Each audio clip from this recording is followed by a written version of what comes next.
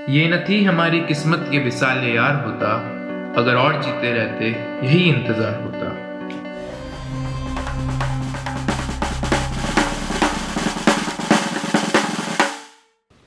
Hello जी, नमस्ते। कैसे हैं आप लोग? आई होप सब बढ़िया ही हो। तो यार, I am starting this new series called dead talks, where I am gonna be talking about those people जो कि अनफॉर्चुनेटली अब इस दुनिया में नहीं हैं, बट उनकी आर्ट, उनका काम, उन्होंने जो भी अपनी लाइफ में किया है वो अभी तक जिंदा है और वो इन द फ्यूचर वो जिंदा ही रहेगा। तो जैसा कि आपको टाइटल से पता ही चल गया होगा कि आज हम किसके बारे में बात करने वाले हैं।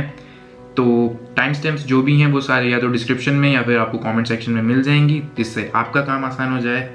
तो you can thank me later और नॉट। तो इस सोशल मीडिया की दुनिया में आपने काफ़ी सारे मिर्ज़ा गालिब के कोट्स या शेर या फिर गज़ल्स पढ़ी होंगी, और उसमें से हो सकता है कुछ आपकी फेक हो सकता है कुछ रियल हो, लेकिन ऑल इन ऑल आपको पता है कि who is Mirza Ghalib. Because when it comes to drama, the first name that appears in our mind is of Shakespeare, and if we come to poetry then we have William Wordsworth and Tennyson, and when it comes to Urdu poetry तो सबसे पहले नाम आता है मिर्ज़ा गालिब का। लेकिन मिर्ज़ा गालिब के बारे में बात करने से पहले मैं आपको एक बैक स्टोरी देना चाहता हूँ। तो बैक स्टोरी इज दैट, जब मैं गुलजार वाले इवेंट में गया था, बाय द वे अगर आपने गुलजार वाला इवेंट नहीं देखा है तो कार्ड या फिर यहाँ पे आ जाएगा, तो यू कैन वॉच दैट। तो वहां पे Gulzar sir also talked about Mirza Ghalib. तो मैं जब वापस अपने रूम में आया था तो मैंने गुलजार सर का विकिपीडिया पेज खोला, उसमें मैंने एक चीज देखी थी कि he has made a TV show in 1988 और 89 के अराउंड पे about Mirza Ghalib's life, and I didn't know that.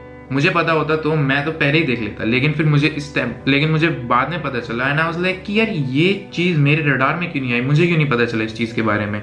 तो मैंने थोड़ी रिसर्च करी, मुझे पता चला कि इट्स ऑन यूट्यूब, और फिर मैंने एक या दो दिन में देख डाला पूरा। एंड जिस तरीके से गुलजार सर ने उस शो को बनाया, इट्स कमेंडेबल। अगर आप उर्दू पोइट्री के शौकीन हैं, अगर आप मिर्ज़ा गालिब की लाइफ के बारे में ज़्यादा जानना चाहते हैं, तो I will definitely recommend you to watch that. YouTube पे है, आई थिंक 5.5 घंटे के टोटल 2 वीडियोस में वो सारे एपिसोड्स हैं, तो आप जाके देख सकते हैं। मैं लिंक डिस्क्रिप्शन में डाल दूंगा इन केस यू फिर interested. Now let's come straight to Mirza Ghalib. So Mirza Ghalib was born in Agra during the Mughal period, and he started writing poetry at the age of 11, and at the age of 13 he was married to the woman named Begum Umrao Jan, और उसके बाद he shifted to Delhi। उस time पे when Mughals were ruling, तो poetry काफी prevalent थी उस time पे। लोग कोर्ट्स में जाते थे, मुशायराज होते थे वहाँ पे, लोग बहुत सारे शायर्स आते थे, बहुत सारे शायर आते थे, गजल गाते थे, अपने शेर सुनाते थे। तो पोइट्री का काफी कल्चर और एक रिचुअल था पहले से। लेकिन गालिब शुरुआत में जब अपनी पोइट्री पब्लिश करने के लिए जाते थे तो कोई उनकी पोइट्री पब्लिश नहीं करता था, क्योंकि लोगों को समझ में नहीं आती थी कि वो क्या लिख रहे हैं। Because he used to write in Persian and Urdu as well, तो काफी लोग उनके शेर के मतलब ही नहीं समझ पाते थे, इसलिए कोई पब्लिश ही नहीं करता था। उस टाइम पे जो मुगल रूलर थे वो थे बहादुर शाह जफर, जो कि खुद एक पोएट थे, और उनके कोर्ट में जो ऑलरेडी एक स्टैब्लिश पोएट थे वो थे ज़ौक़। और मिर्ज़ा गालिब और ज़ौक़ की बहुत बड़ी राइवलरी है, जो कि अगर आप जो गुलजार सर ने टीवी शो बनाया था मिर्ज़ा गालिब नाम से, मिर्ज़ा गालिब के ऊपर, अगर आप वो उसको देखेंगे तो आपको पता चलेगा काफ़ी सारी चीज़ें जो मैं अभी बता रहा हूँ। But coming to Mirza Ghalib valued Persian more than Urdu. तो उन्होंने पर्शियन में काफ़ी ज़्यादा लिखा है कंपेयर टू उर्दू, लेकिन उनकी उर्दू पोइट्री जब वो आफ्टर हिज डेथ उनकी उर्दू पोइट्री बहुत ज्यादा फेमस हुई इंस्टेड ऑफ पर्शियन पोइट्री। तो अगर आप उनकी उर्दू पोइट्री की कोई से भी गजल उठा के देखेंगे तो उसमें आप देख सकते हैं काफी ज्यादा पर्शियन वर्ड्स यूज हुए हैं। But the question is why is he considered the best and not any other poet like Mir Taqi Mir और इब्राहिम ज़ौक़, जो कि उन्हीं के टाइम पे थे, और वो जब गालिब थे तब उनसे ज्यादा फेमस थे। तो लेट्स आंसर दिस। तो जो भी मैं आपको बताने वाला हूँ ये सारी मेरी पर्सनल ओपिनियन है। मैंने जितना मिर्ज़ा गालिब को समझा है, पढ़ा है, तो उसके हिसाब से मैंने ये पॉइंट्स निकाले हैं। तो these are my personal opinions and it might differ.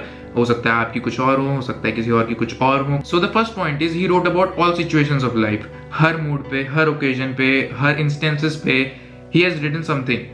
आप कोई सा भी उनका शेर उठा लें, कोई सी भी गजल उठा लें, आपको हर मूड पे या फिर हर किसी भी ओकेजन, हर पर्सन के बारे में उन्होंने लिखा है। गजल का अरबिक में मतलब होता है an ode to a loved one.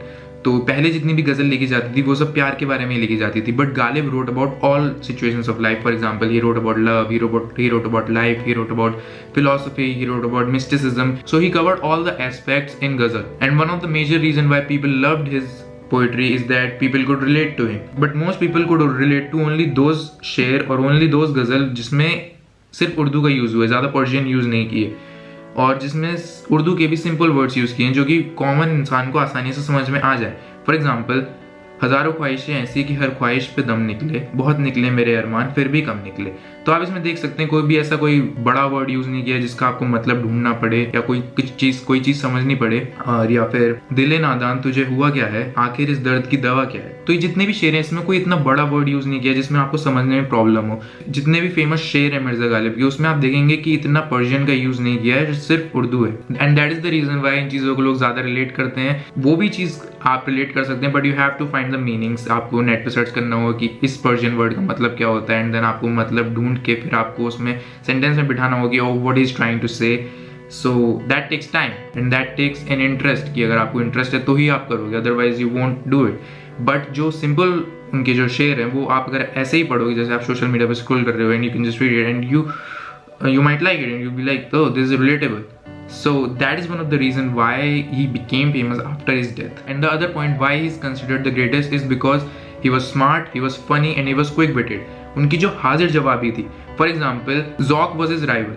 तो एक बार ज़ौक अपने कहीं पे जा रहे थे तो मिर्जा गालिब ने उन्हें देखा और एक मिर्जा गालिब ने शेर कहा ताना मारते हुए उन्हें, हुआ है शाह का मुसाहिब फिरे है इतराता। शाह मतलब बहादुर शाह जफर और मुसाहिब मीन्स फ्रेंड और कंपेनियन। तो ज़ौक को ये बात पची नहीं, तो ज़ौक जाते हैं बहादुर शाह जफर के पास, उनको बोलते हैं कि मिर्जा गालिब ने उन्हें ऐसे ऐसे कहा। तो बहादुर शाह जफर को लगा कि कोई उनके रॉयल कोर्ट के पोएट को ऐसे कैसे बोल सकता है। तो बहादुर शाह जफर ने फिर मिर्जा गालिब को अपने मुशायरे पे बुलाया और कहा कि आप अपने शेर यहाँ पे बोलिए।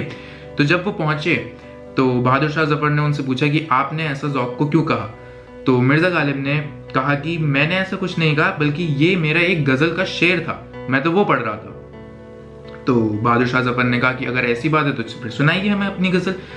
तो मिर्जा गालिब अपना एक पेपर निकालते हैं और उस पेपर को देखते हैं और फिर अपनी गजल बोलना शुरू कर देते हैं। गजल खत्म होती है, गजल जो बोली थी मिर्जा गालिब ने उसको सुन के जितने भी वहां पे पोएट थे, जितने भी लोग थे, वो सब तालियां बजाने लगते हैं। ज़ौक को मिलाकर ज़ौक भी खुद ताली बजाने लगते हैं क्योंकि वो गजल ही इतनी अच्छी थी।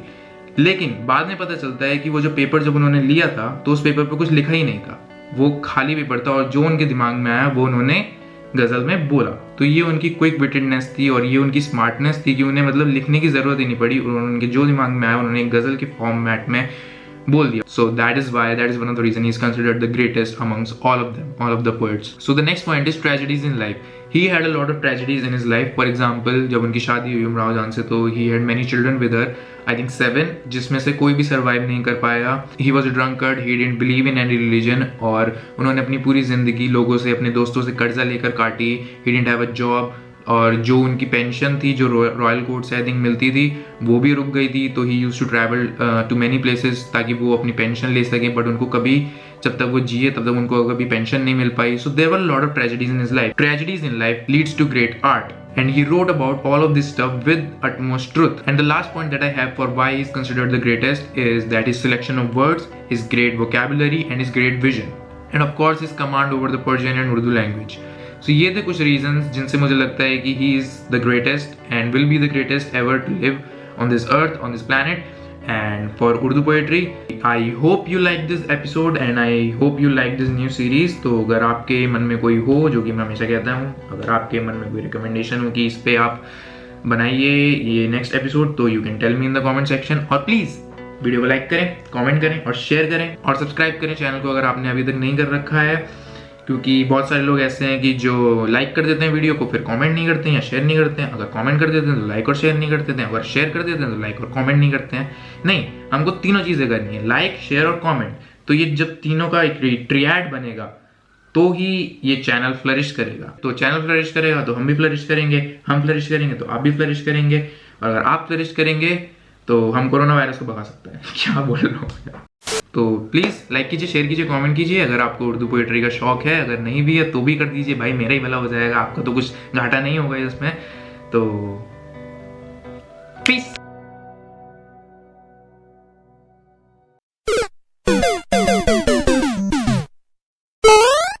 Because when it comes to drama, the first name that appears to our mind is of Sheikh.